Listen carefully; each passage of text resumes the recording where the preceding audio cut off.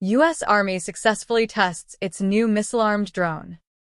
The U.S. Army reported that during Project Convergence-Capstone 6, a large-scale experimentation event hosted at Fort Irwin, California, Army aviation demonstrated a networked strike sequence over the high desert in which two reconnaissance drones located and identified a threat before a third, weaponized drone flew in to finish it off. According to a story by Nelson Ballou of the Army's Aviation Future Capabilities Directorate.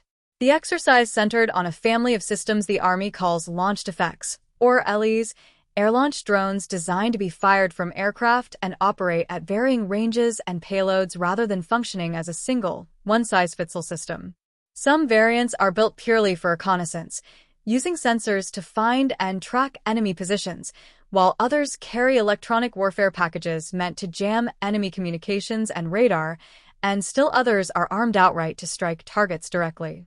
During the Fort Irwin demonstration, two active-passive infrared launched effects handled what the Army calls the detect, identify, locate, and report mission, essentially scouting ahead to pinpoint a threat and beam its location back to friendly forces, before a third lethal launched effect carrying a long-range precision munition executed the actual strike.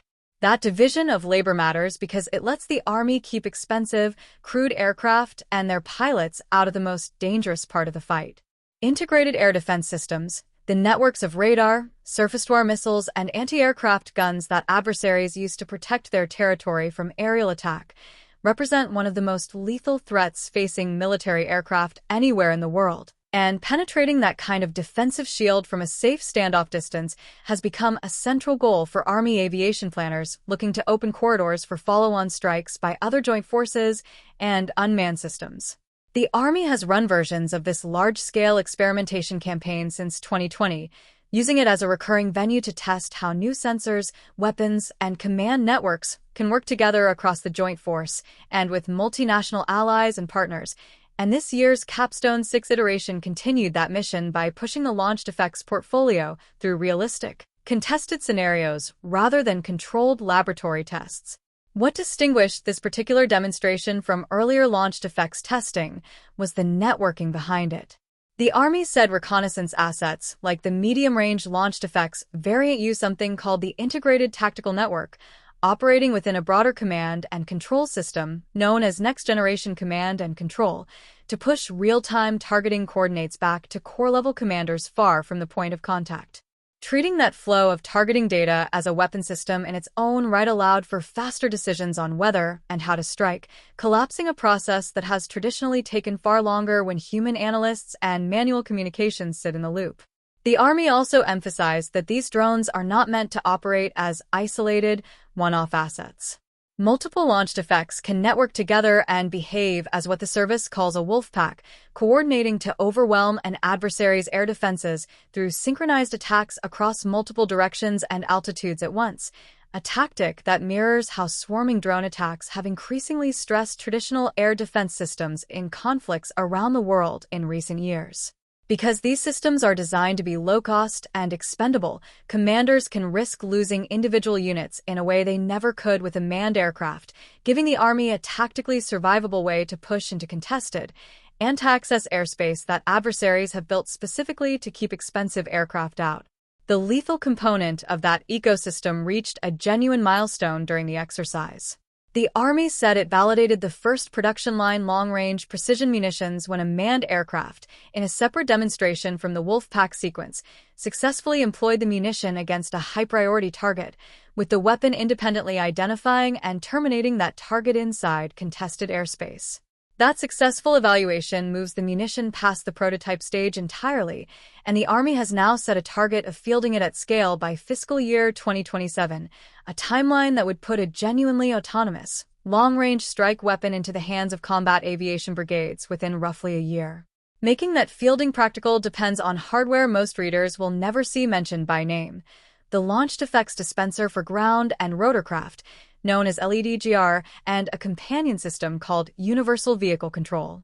Rather than building custom launch tubes and cockpit control systems for every individual drone variant the Army fields, these two systems function as a standardized, modular interface that lets aircrews plug in and control whichever launched effects payload a mission calls for, and the Army says both enablers are on track to support fielding at scale by fiscal year 2027 as well.